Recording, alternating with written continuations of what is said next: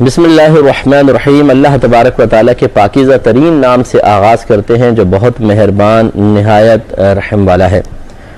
الحمدللہ درس بخاری کا سلسلہ جاری و ساری ہے۔ آج 878ویں حدیث پاک پر انشاءاللہ کلام کریں گے۔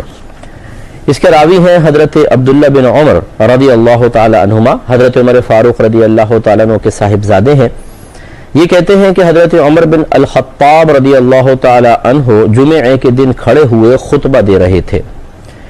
اس وقت نبی کریم صلی اللہ علیہ وسلم کے اصحاب میں سے اور مہاجرین اولین میں سے ایک شخص مسجد میں داخل ہوئے تو حضرت عمر فاروق رضی اللہ تعالی عنہ نے ان کو ندا کر کے بلند آواز سے پکار کے فرمایا، یہ کون سا وقت ہے؟ یعنی یہ مسجد میں آنے کا کون سا وقت ہے؟ انہوں نے کہا کہ میں مشغول تھا، میں اس وقت اپنے گھر پہنچ سکا جب میں نے اذان سنی تو میں نے وضو کرنے کے سوا اور کچھ نہیں کیا۔ حضرت عمر فاروق رضی اللہ تعالی عنہ نے فرمایا اور وضو بھی، یعنی وضو بھی تو قابل ایک ملامت ہے، اور وجہ اس کی بیان فرمائے حالانکہ آپ کو علم ہے کہ رسول اللہ صلی اللہ علیہ وسلم غسل کا حکم دیتے تھے۔ تو اس کی اب شرح دیکھیں کہ حضرت عمر فاروق رضی اللہ تعالی عنہ امیر المومنین ہیں اور آپ خطبہ دے رہے ہیں۔ قاعدہ شرعیہ یہی ہوتا ہے کہ جو حاکم اسلام ہوتا ہے وہی جمعہ پڑھایا کرتا تھا، کیونکہ وہ اس قابل ہوا کرتے تھے، صاحب علم ہوتے تھے، صاحب تقوی ہوتے تھے، انہیں مسائل وغیرہ اچھے سب معلوم ہوتے تھے، تو پھر انہی کا حق تھا کہ وہ جمعے کی نماز پڑھائیں گے۔ تو ہونا یہی چاہیے کہ جمعے کی نماز جو حاکم وقت ہو وہ پڑھائے، تو پھر ضروری ہے کہ حاکم وقت پھر ایسا ہی ہو کہ وہ جمعے کی نماز پڑھا سکے۔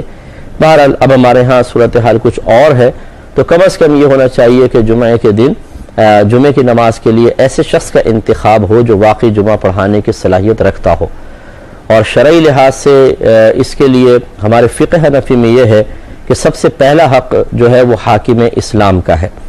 اگر حاکم اسلام نہ ہو تو وہ اپنا نائب مقرر کرے گا، تو اب یہ چونکہ ایسا نہیں ہے، اس دور میں نہ حاکم اسلام ہے، جب ہے ہی نہیں تو وہ اپنا نائب کیسے مقرر کرے گا؟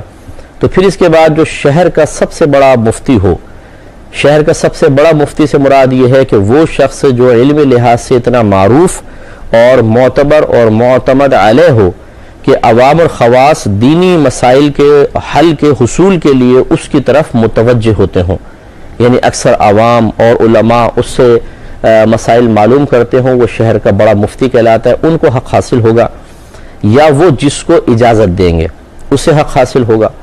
اور اب چونکہ آبادیاں بہت بڑھ گئی ہیں، مسجد انتہائی کثیر ہو گئی ہیں، اب اگر مفتیان کرام کو بلایا جائے تو اتنے مفتی نہیں ہیں، اگر ان سے اجازت طلب کرنے کی کوشش کی جائے تو اس میں بھی بہت حرج عظیم ہے کہ اتنے مفتی علاقوں میں ملتے نہیں ہیں کہ ان سے جا کر یہ کہا جائے کہ بھی آپ کو ہمیں امام دیں اور وہ اس کا تقرر باقاعدہ کریں۔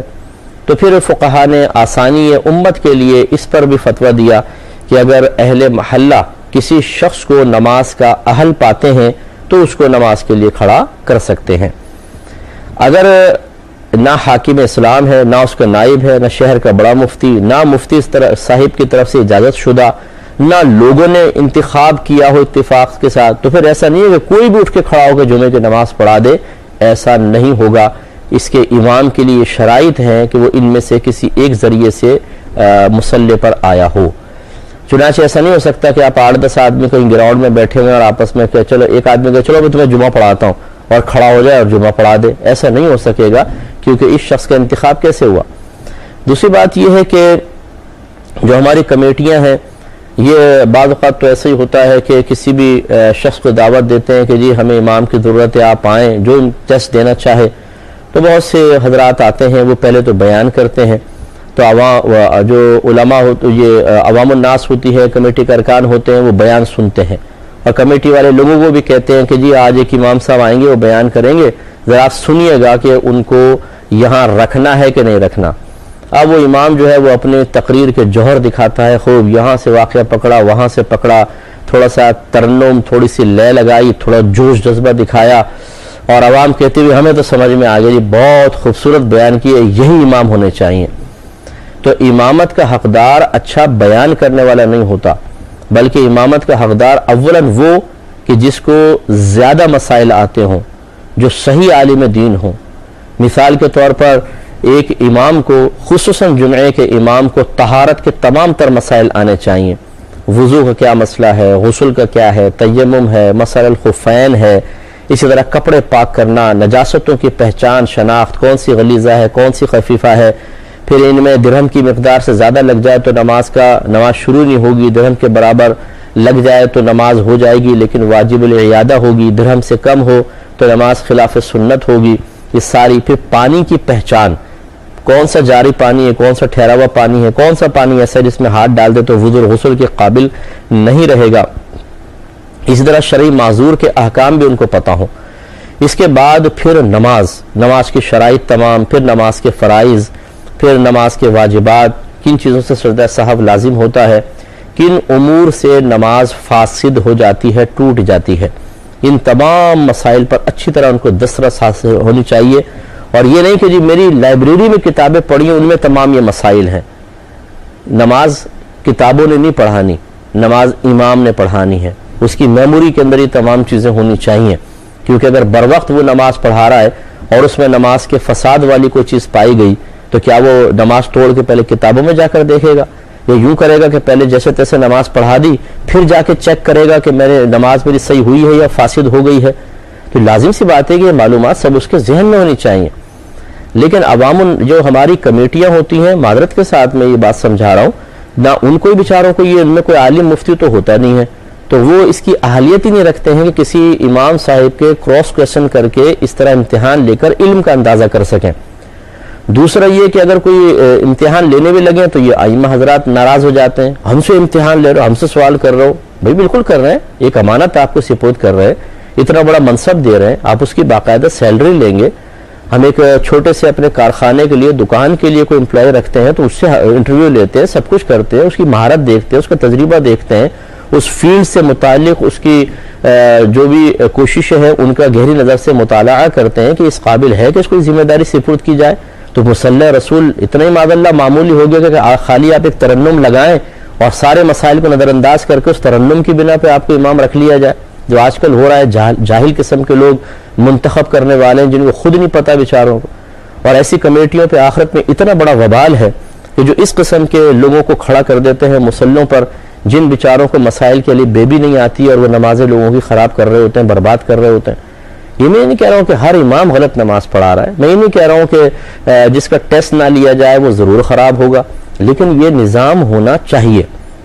میں چونکہ ایک طویل عرصے سے اس فیلڈ میں کام کر رہا ہوں، ہمارے سامنے تو ایسے ایسے لوگ آتے ہیں، کیونکہ میں تخصص فی الفقہ بھی میں کرواتا ہوں اپنی اکیڈمی میں، مسائل ہم پڑھاتے ہیں. بہت سے مسجدوں کے ائمہ بھی آ جاتے ہیں تخصص کرنے کے لیے کہ جی ہم چلیں مفتی بن جائیں گے. اب آپ کتنے عرصے سے نماز پڑھا رہے ہیں؟ جی 5 سال. آپ کتنے عرصے سے پڑھا رہے ہیں؟ جی 4 سال. آپ کتنے عرصے سے پڑھا رہے ہیں؟ جی 2 سال. اب ان سے جب بیسکس پوچھی جاتی ہیں، بنیادی کویسچن کیے جاتے ہیں تو بیچارے وہ گھبرا جاتے ہیں، وہ جواب نہیں دے پاتے. تو بھائی آپ کیا کر رہے ہیں؟ آپ مسجد کی امام بن کیسے گئے؟ آپ خطیب کیسے بن گئے؟ کس نے منتخب کیا آپ کو؟ لیکن بس وہ لچھے دار تقریروں اور یہاں سے کتاب سے کچھ الفاظ لیے، یہاں سے جملے چرائے اور تھوڑا سا چہرے کے تاثرات بنائے، تھوڑا سا آنکھوں میں آنسو لے کر آئے. پبلک آپ کے قدموں کے اندر ہے. تو یہ ہمارے ہاں صورتحال ہے کہ اور میرے آقا صلی اللہ علیہ وسلم نے بالکل حق فرمایا. یہ انشاءاللہ یہ بخاری کے اندر حدیث گزر بھی چکی ہے کتاب العلم میں کہ نبی کریم صلی اللہ علیہ وسلم سے ایک اعرابی نے آ کے پوچھا کہ قیامت کب آئے گی؟ تو سرکار اس وقت بیان فرما رہے تھے، آپ نے جواب نہ دیا. بعد میں فرمایا کہاں ہے قیامت کے متعلق سوال کرنے والا؟ وہ اعرابی کھڑے ہوئے تو سرکار نے ارشاد فرمایا قیامت اس وقت آئے گی جب امانتوں کو ضائع کیا جائے گا. تو انہوں نے پوچھا کہ یہ امانت کا ضیاع کیسے ہوگا؟ سرکار نے فرمایا جب منصب نااہلوں کے سپرد کر دیا جائے گا. تو امامت کا منصب یہ کوئی معمولی چیز نہیں ہے. اس کو آج بڑی معمولی نگاہوں سے لوگ دیکھتے ہیں کہ کوئی کہے جی میرا بیٹا امام ہے. امام ہے؟ یہ آپ امام صاحب ہیں؟ اچھا امام صاحب ہیں؟ یعنی حقارت کی نگاہ سے ہم دیکھتے ہیں. اور معذرت کے ساتھ شاید اس کی بڑی وجہ خود امام حضرات کا کردار ہوتا ہے کہ ہر ایک کو لالچ کی نگاہ سے دیکھنا، ہر ایک سے اپنے ذاتی مقاصد حاصل کرنے کے لیے اپنے وقار علم کو فراموش کر دینا. تو پھر لوگوں نے تو حقارت کی نگاہ سے دیکھنا ہی دیکھنا ہے. تو بہرحال تو لوگ تعجب کرتے ہیں، اور مطلب یہ کہ ایک طرح سے اس منصب کو بہت ہی معمولی اور حقیر سمجھا جاتا ہے، حالانکہ مصلی رسول پہ کھڑا ہونا منصب امامت اتنا بڑا منصب ہے کہ میں آپ کو بتا نہیں سکتا ہوں۔ تمام جتنے نبی ہیں اپنے اپنے طور پر وہ اس طریقے سے ان مناصب پر رہے۔ خود نبی کریم صلی اللہ علیہ وسلم نے ہمیشہ نماز پڑھائی ہے، پھر خلفائے راشدین، پھر جتنے حکماء گزرتے رہے سب، اس طرح بڑے بڑے علماء فقہاء، تو یہ کوئی معمولی منصب نہیں ہے۔ اب ہمارے اس دور میں اس منصب کو انتہائی حقارت کے ساتھ دیکھا جاتا ہے۔ تو بہرحال کہنے کا مطلب یہ ہے کہ حضرت عمر فاروق رضی اللہ تعالیٰ عنہ جمعے کا خطبہ دے رہے ہیں، تو میں نے یہاں سے بات شروع کی تھی کہ خطبہ دینے والا، جمعہ پڑھانے والا پھر جمعہ پڑھانے کا اہل بھی ہو، اور آج کل ہمارے ہاں نااہل بہت سارے آ گئے ہیں جو لچھے دار صرف تقریریں کرنا جانتے ہیں، اور مسائل آپ پوچھ لیں جن مسائل پر نماز کی بقا اور ثواب کی زیادتی یا کمی کا دار و مدار ہے، وہ مسائل ان میں سے بہت ساروں کو نہیں آتے ہیں۔ تو ہونا یہ چاہیے کہ جب آپ کسی امام صاحب کا تقرر کرنے لگیں، کسی خطیب صاحب کا تقرر کرنے لگیں، تو صرف یہ نہ دیکھیں کہ وہ بیان کتنا اچھا کر رہے ہیں، وہ قراءت کتنی خوبصورت کر رہے ہیں نماز میں، بلکہ یہ بھی دیکھیں کہ کیا وہ نماز کے مسائل وغیرہ صحیح طریقے سے جانتے ہیں کہ نہیں جانتے ہیں۔ اور اس کے لیے پھر آپ کو ضرور ایسا کرنا چاہیے کہ کوئی نہ کوئی صاحب علم اپنے ساتھ کم از کم انتخاب کرتے ہوئے رکھیں جو ان سے کچھ کراس کویسچن کر سکے اور ان کا امتحان لے کر ان کو کھڑا کر سکے، یہ بہت ضروری ہے۔ تو حضرت عمر بن خطاب رضی اللہ تعالیٰ عنہ جمعے کے دن کھڑے ہوئے خطبہ دے رہے تھے۔ پہلے دور میں جو ہم جس کو خطبہ کہتے ہیں، پہلے دور میں اصل میں 2 تقریریں ہوتی تھیں، پھر ایک تقریر سرکار کرتے تھے، پھر تھوڑی دیر کے لیے بیٹھ جاتے، پھر آپ کھڑے ہوتے دوسری تقریر فرماتے، اور اس کے بعد پھر نماز پڑھا دیتے۔ پھر جیسے جیسے آگے زمانہ گزرتا رہا، ہر جگہ پر عربک میں چونکہ تقریر تو سمجھ میں آئے گی نہیں، تو پھر یوں ہونے لگا کہ پہلے ہم جو اپنی کوئی بھی جو وہاں زبان معروف ہے، جیسے ہمارے یہاں اردو ہے، تو اردو میں بیان ہو گیا، اور بیان کے بعد پھر وہ سرکار کی جو سنت متوارثہ جاری ہے، کیونکہ 2 خطبے عربک میں جو پہلے تقریر تھے، اب ہم نے ان کو صرف تقریر نہیں ہے بلکہ صرف برکت کے لیے ہم ذکر الہی کا مطلب نام ہے خطبہ یہ کہتے ہیں، اور ایک پہلا خطبہ پڑھتے ہیں پھر بیٹھے دوسرا خطبہ، اور وہ لوگوں کو سمجھ ہی نہیں آتا کہ امام صاحب کیا رہے ہیں، اور اس کے بعد ختم۔ لیکن پہلے دور میں یہ خطبہ باقاعدہ تقریر تھے، تو یہ تقریر فرما رہے تھے حضرت عمر بن خطاب رضی اللہ تعالیٰ عنہ۔ حضرت عبداللہ بن عمر رضی اللہ تعالیٰ عنہما کہتے ہیں کہ اس وقت نبی کریم صلی اللہ علیہ وسلم کے اصحاب میں سے اور مہاجرین اولین میں سے ایک شخص مسجد میں داخل ہوئے، تو یہ حضرت عثمان غنی رضی اللہ تعالیٰ عنہ تھے۔ یہ مہاجرین اولین میں سے ہیں، اور یہ ذو الہجرتین ہیں، کیونکہ یہ پہلے مکے سے حبشہ گئے ہیں، پھر حبشے سے مدینہ منورہ ہجرت کی ہے، تو یہ دوہری ہجرت کے حامل ہیں اور اولون سابقون میں سے ہیں۔ غزوہ بدر میں حاضر نہ ہو سکے تھے، سرکار صلی اللہ علیہ وسلم کا حکم تھا کہ صاحبزادی کے پاس رہے، لیکن نبی کریم صلی اللہ علیہ وسلم نے آپ کو شرف عطا فرمایا کہ آپ کو بدری صحابہ میں شمار کیا ہے، کیونکہ آپ سرکار کے حکم کی اطاعت میں مشغول تھے، تو اس لیے حضرت عثمان غنی رضی اللہ تعالیٰ عنہ کو بدری صحابہ میں شمار کیا جاتا ہے۔ جلیل القدر صحابی ہیں اور ذو النورین ہیں، سرکار کی 2 صاحبزادیاں لگاتار آپ کے عقد میں تشریف لائی ہیں، قطعی جنتی ہیں ہمارے نزدیک، کیونکہ نبی کریم صلی اللہ علیہ وسلم نے آپ کو آپ کا نام لے کر جنت کی بشارت عطا فرمائی ہیں۔ انتہائی شرم و حیا والے ہیں، بہت زیادہ متقی ہیں، پرہیزگار ہیں، نبی کریم صلی اللہ علیہ وسلم کے صحابی ہیں، پھر تیسرے خلیفہ بھی ہیں، خلیفہ ثالث ہیں۔ یہ تمام اوصاف کو اپنے ذہن میں رکھیے، اور پھر اس کو دیکھیے کہ آپ مسجد میں داخل ہوئے تو حضرت عمر فاروق رضی اللہ تعالی عنہ نے ان کو ندا فرمائی۔ یہ کون سا وقت ہے؟